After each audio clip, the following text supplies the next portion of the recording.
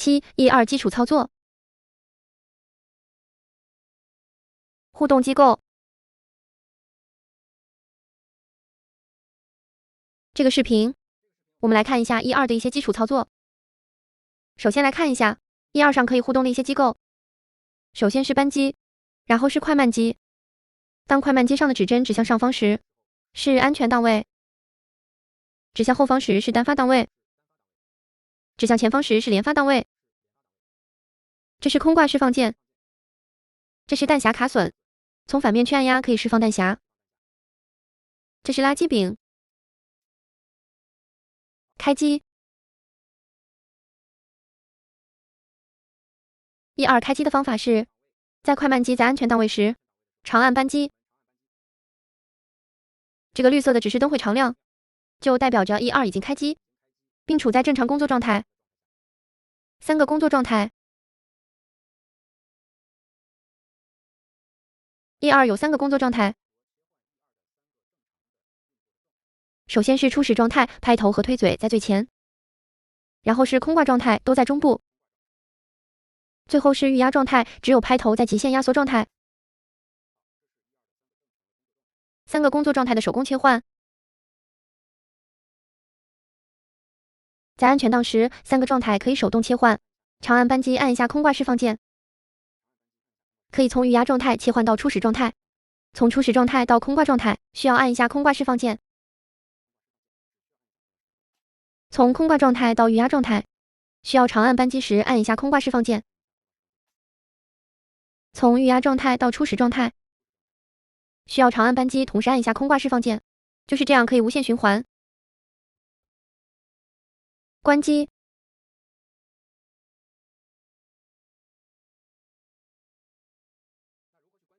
关机的时候必须拔出文具盒。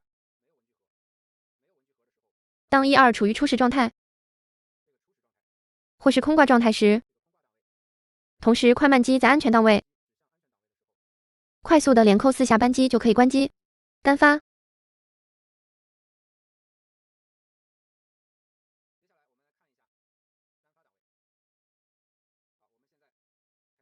长按开机后，指示灯常亮，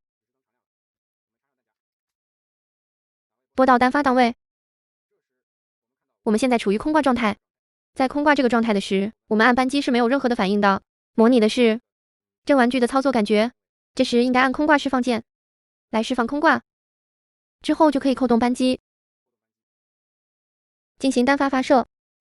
单发的2种模式。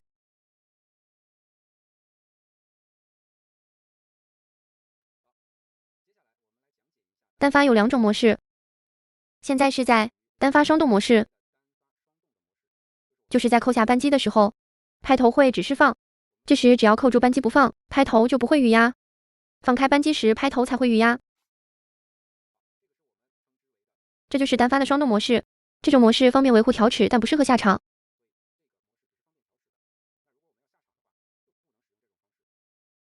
再来看一下单发的单动模式。扣住扳机不动，注意到这个手指还是扣下扳机不放的状态，拍头在释放完一次之后，直接就预压了。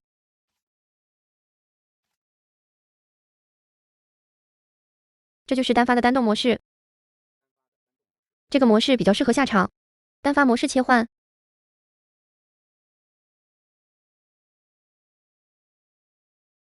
再来看一下如何在单发的2种模式之间切换。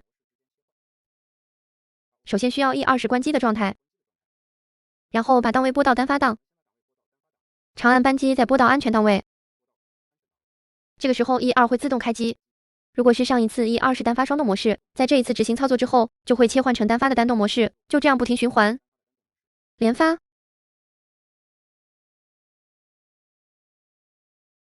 再来看连发，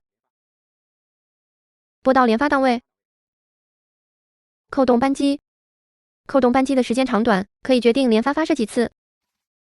这是2发，这是3发。如果一直扣住扳机不放，可以打到把文具盒打完，打空之后就会空挂，然后只需要插上一个满加弹匣，就可以释放空挂。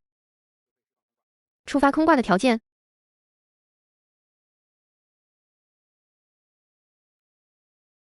注意文具盒必须至少有2颗蛋的情况下，才可以主动释放空挂。如果文具盒里面只有1颗蛋，这时无法释放空挂。手动排账。在我们遇到卡蛋或者是堵蛋的情况时，例如说像这种，最简单有效的解决办法是拉动垃圾柄，这样被卡住的蛋就可以很快的释放出来。排账模式，拉动垃圾柄之外，我们还可以进入电子排账模式。进入的先决条件是必须插有文具盒时，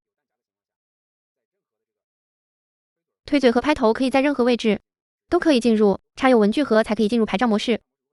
快慢机要在安全档位上，然后长按扳机，把快慢机拨到连发档位上。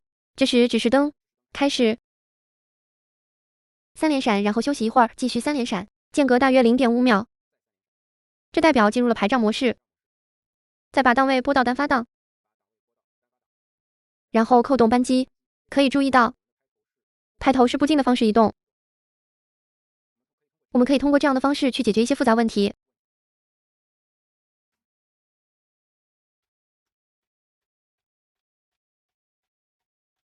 这时我们已经把推嘴座拉出来了，那就可以拔掉文具盒，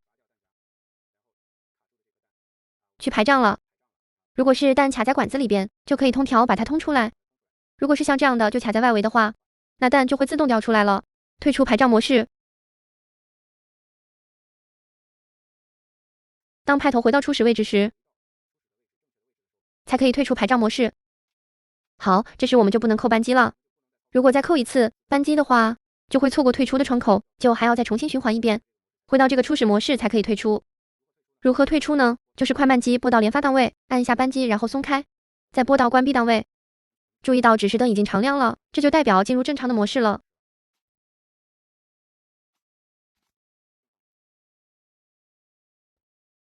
斜行模式。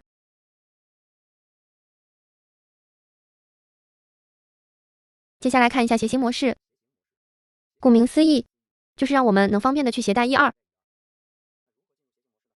在关机的状态下，把快慢机拨到连发档，然后长按扳机的同时，再把档位拨到安全档。这时候1、2会把拍头拉到一个让我们较为方便拆装的位置，然后自动关机。我们拆掉2颗销钉，就可以把1、2上身和下身分开。这样的话，总长度就会缩短，更方便放到比较小的容器里边去携带。当我们到了指定地点，需要使用1、2的时候，我就再次把它组装起来，把2颗销钉插好，然后正常开机。这时指示灯在闪烁，3次急闪加 0.5 秒休息，这就代表着目前在排账模式里。这时就按照退出排账模式的方式去操作。首先需要插入有蛋的文具盒，然后拉一下垃圾柄，让1颗弹进入前管以防止空放。然后把快慢机拨到单发档，按动扳机让拍头，走到初始的位置，然后就可以退出。退出的操作跟排账模式是一样的。